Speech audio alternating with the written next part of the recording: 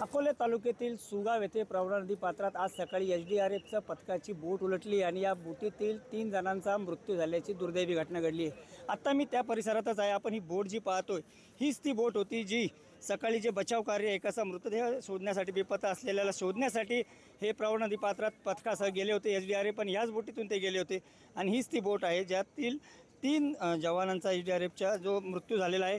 आपण या बोटीत पाहू शकता की सगळं काही असताना सुद्धा पाण्याचा विसर्ग वाढलेला होता आणि कदाचित त्यामुळेच तो अंदाज न आल्यानं ही बोट उलटली आणि यातील 3 एसडीआरएफच्या जवानांचा दुर्दैवी मृत्यू झाला आहे। तर इतर दोघांचा शोध सुरू आहे। आज सकाळी या ठिकाणी जे प्रत्यक्षदर्शी होते, जे सकाळपासून इथले परिसरातील नागरिक, त्यांच्याशी आपण बोलणार आहोत। पोलीस पाटील आहात तुम्ही, काय नेमकं घडलं सगळं, काय किती वाजता घडलं? सदर ही टीम रात्री पहाटे 3 वाजता इथं सुगाव येथे हजर झाली। त्यानंतर 6 वाजता शार्प टीम इथं नदी पात्रामध्ये आली। त्यांचं ते 6:30 वाजता त्यांचं काम चालू झालं।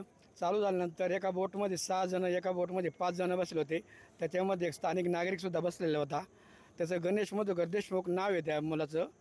आणि त्याच्यानंतर 2 अधिकारी याच्यामध्ये होते। 23 जण जवान होते। त्याच्यानंतर ते पाण्याच्याकडे आल्यानंतर त्यांचं ते पाण्याचं काम चालू होतं। पण हे स्थिर पाणी जास्त दाबत असल्यामुळं, एकत्र पाणी ओढत असल्यामुळं त्यांना ते जजमेंट आलं नाही। ते मशीन त्यांचं बंद पडलं। दुसऱ्या मशीनच्या सहाय्याने मस काढण्याचा प्रयत्न केला, पण ते पण मशीन बंद पडलं।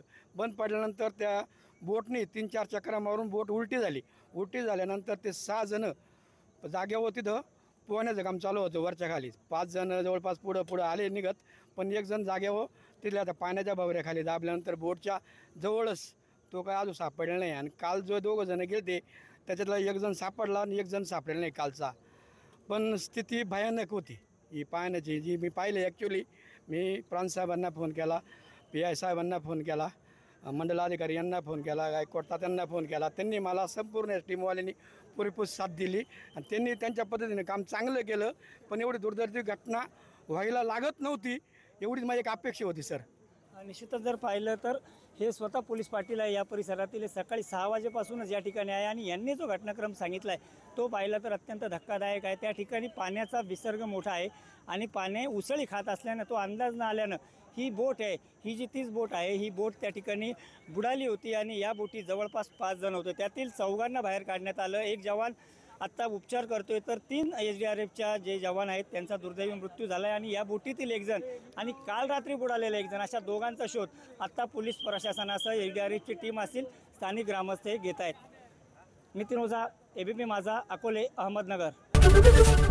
ABP माझा, उघडा डोळे बघा नीट।